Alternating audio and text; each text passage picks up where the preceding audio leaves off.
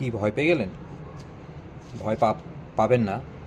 এখন অধিকাংশ দিল্লিবাসীর এটাই হচ্ছে সম্বল বা ভরসা।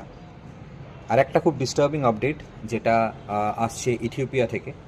ওখানে একটা ভলক্যানিক ইরাপশন হয়েছে।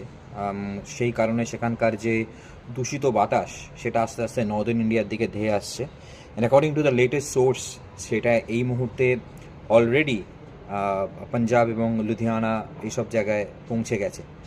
সো আগামী দিনে situation would be more difficult. তো যারা যারা আমার মতো দিল্লি এনসিআরে আছো, তারা please take care of your self.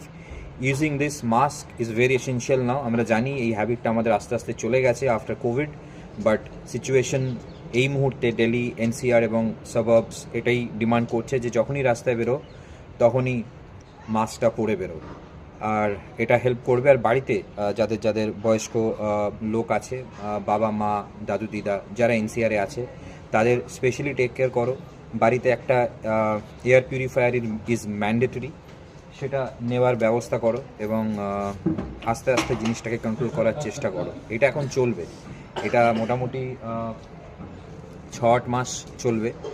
6-8 মাস বলছি, 6-8 সপ্তাহ চলবে অ্যাকর্ডিং টু দ্য সোর্স। আর তবে ঠিকও হবে, আশা করি সব কিছুই একদিন ঠিক হয়ে যায়, এটাও ঠিক হবে। বাট এই মুহূর্তে সিচুয়েশন ইজ ভেরি সিভিয়ার।